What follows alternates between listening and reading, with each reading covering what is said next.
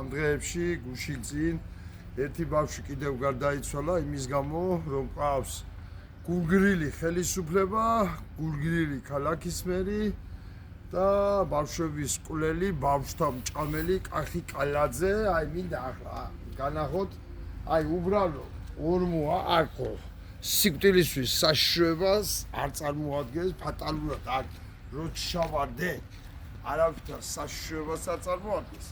მაგრამ აი როგორაა დაცული, აი ესაა ევროპა. აი ესაა კახა ევროპა და ეს გვინდა. ზუსტად ეს გვინდა, რომ ყველაფერი იყოს დაცული და ყველაფერი იყოს ისე გაკეთებული, რომ ადამიანების სიცოცხლე იყოს დაცული. და მინდა მოყვე ერთი რამ. კახა კალაძის მამა არის კარლო, რომელსაც ვერცერთი სამტრედიელი ვერ იტანს, გონია შულებიც ვერ იტანს. და გუშინწინეებზე, ამასწინეებზე პრინციპში ერთი რამდენიმე კვირის წინ რესტორანში იყო სხვისი დაბაიჯებული, ამა თვითონ ხوار დაბაიჯებს სხვას. მლიქვნელების კასკადები ხო არის ამ სამტრედიაშიდაც. და სხვისი დაბაიჯებული და სუფრა რო დამთავრდა. იმ კაცს ვინც დაბაიჯა შეცვა ახლა მის წინაშე ეკრიფა ეხალი და კალაძეს მამა მიტრიალდა რო შეხედა, იგი არ მიხონდა. მიტრიალდა და იმას მოსამსახურე პერსონალს ეუნება კახასო სამტრედიული ხაჭაპური მოინატრეო და ეგენ ჩამილაგე და გამატალეო და ძვალიც არ დატოვა უპატრონო ძაღლებისათვის, მიუსაფარი ძაღლებისათვის, აი ძვალიც.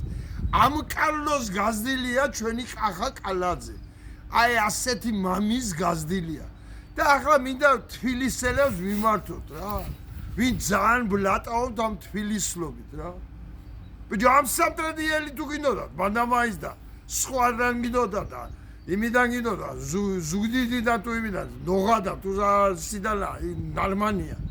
ნორმალური და კაცური ადამიანების მეტი და განათლებულების მეტი რა არის, ხიხო კალაძე არ მეითრიოდა, არ დაიჯინო თავზე. აი მეგობრებო, აი მე მინდა ყველა იმ ქართველს, ვისაც სხვისი შვილის სიკვდილი არაფრად არ უღის, იმგეს მიმართო.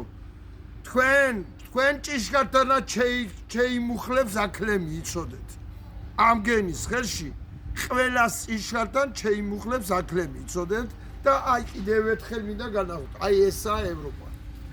აი ესაა ევროპა, როგორაა დაცული ყველაფერი.